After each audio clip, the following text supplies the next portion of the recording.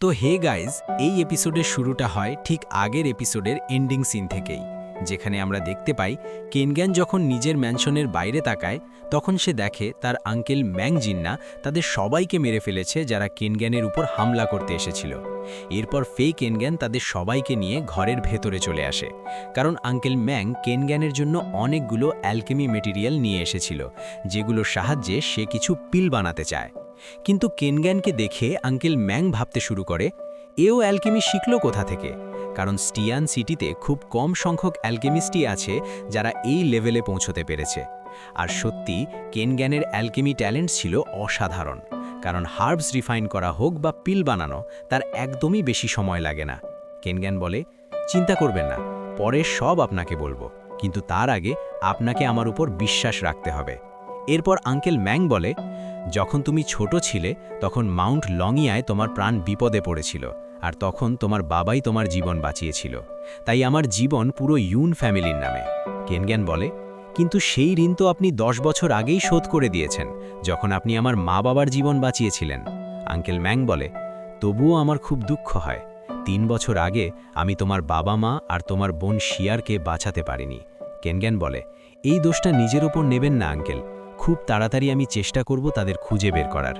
Uncle Mang বলে, আমি তো আগেই জানতাম তোমার ভেতরে এক্সট্রা অর্ডিনারি লেভেলের ট্যালেন্ট আছে, তোমার খ্যাতি তো চারদিকে ছড়িয়েই পড়েছে, আর এখন তুমি ফিরে এসেছো, আমার পুরো বিশ্বাস খুব শিগগিরই তুমি ইমমর্টাল রিয়ালমে পৌঁছে এক বিশাল পাওয়ার হাউস হয়ে উঠবে।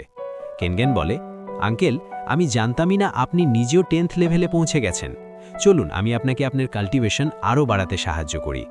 কেনগ্যান বলে, আপনার কাল্টিভেশন এখন এমন এক ক্রিটিক্যাল অবস্থায় পৌঁছে গেছে যে যদি গত রাতে আপনি আপনার ব্লেড আর স্পিরিচুয়াল এনার্জি ব্যবহার করতেন তাহলে তাদের সঙ্গে সঙ্গে আপনারও মৃত্যু হতে পারত। এই কারণেই আমি বলেছিলাম যে আপনি খুব ভালো করেছেন যে আপনার অস্ত্র ব্যবহার করেননি। কেনগ্যান মনে মনে ভাবে, আঙ্কেল ম্যাং এই অবস্থাতে থেকেও এখনও বেঁচে আছেন, এটা একেবারে কোনো মিরাকেলের চেয়ে কম নয়। এরপর কেনগ্যান তার মেডিকেল ট্যালেন্ট ব্যবহার করতে শুরু করে এবং বলে, এই প্রসেসটা একটু পেনফুল হবে, কিন্তু আপনাকে সহ্য করতেই হবে। এটা আপনার শরীরের প্রতিটা মেরিডিয়ানের রেজিস্ট্যান্স দূর করে দেবে, যাতে আপনার কাল্টিভেশন সামনে এগোতে পারে। যখন কেনগ্যান এই প্রসেস শুরু করে তখন সে বলে, এখন ধীরে ধীরে আপনার স্পিরিচুয়াল এনার্জি পুরো শরীরের ভেতর সার্কুলেট করুন। এরপর দেখা যায় আঙ্কেল ম্যাংয়ের শরীর একেবারে পাওয়ার হাউসের মতো জ্বলজ্বল করতে থাকে। প্রসেস শেষ হতেই আঙ্কেল ম্যাং বলে, আমি আমার শরীরের ভেতর একেবারে নতুন একটা এনার্জি ফিল করছি। এর জন্য সে কেনগ্যানকে ধন্যবাদ জানায়। কেনগ্যান বলে, আমি যে পিলগুলো বানিয়েছিলাম সেগুলো ছিল ডেডলি পয়জন, আর এই ব্যাপারে আমার সবচেয়ে বেশি দরকার ছিল আপনার বিশ্বাস, যেটা আপনি আমাকে দেখিয়েছেন। আমি ওই পয়জনগুলো রিফাইন করে আপনার শরীর আর রক্তের সঙ্গে কম্বাইন করে দিয়েছি। এখন যখনই আপনি কোনো ইভিলের সঙ্গে ফাইট করবেন, এই পয়জন অ্যাক্টিভেট হয়ে তাকে মেরে ফেলবে। আঙ্কেল ম্যাং বলে, ইয়াং মাস্টার, এমন অ্যালকেমি ট্যালেন্ট পুরো কন্টিনেন্টে আর কারো মধ্যেই নেই। কিন্তু কেনগ্যান জানত ইমমর্টাল রিয়ালমে এই অ্যালকেমি আসলে সবচেয়ে লো লেভেলের।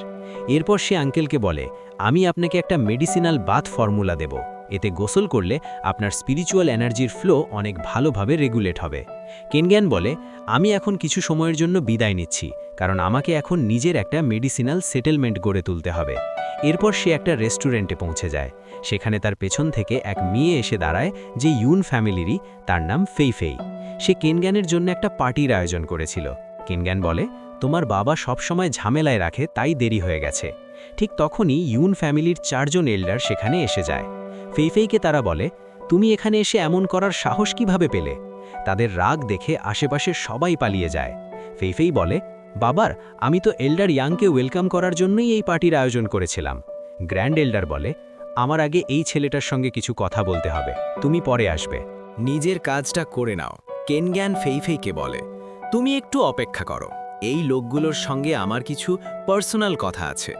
এই কথার পরেই সব এল্ডাররা কেনগ্যানের ওপর ভীষণ রেগে যায়, কারণ সে ইয়াং কিংকে মেরে ফেলেছিল। এই কারণেই সবাই মিলে তারা কেনগ্যানের ওপর আক্রমণ চালায়। কিন্তু কেনগ্যান একা হয়েও তাদের সবার সঙ্গে ফাইট করতে থাকে। সে এখন পুরোপুরি আনবিটেবল হয়ে উঠেছিল। কেনগ্যান নিজের শক্তিকে এত নিখুঁতভাবে ব্যবহার করছিল যে এতটা পারফেকশন তো কোনো মুন স্টেটের কাল্টিভেটরের মধ্যেও দেখা যায় না। এল্ডাররা ভাবতে থাকে, এত সব টেকনিক সে শিখল কিভাবে। কেনগ্যান বলে, আমি তো এখনও তোমাদের শুধু অল্প কিছু টেকনিকই দেখিয়েছি, যেগুলো আমি শিখেছি। এরপর সে তার স্কিল সার্কুলেশন শুরু করে দেয়। তখন সত্যি মনে হচ্ছিল এই লোকটাকে হারানো অসম্ভব। সেই কারণেই সবাই একসাথে নিজ নিজ আক্রমণ শুরু করে দেয়। এখন কেনগ্যান চারদিক থেকে ঘিরে ফেলা হয়।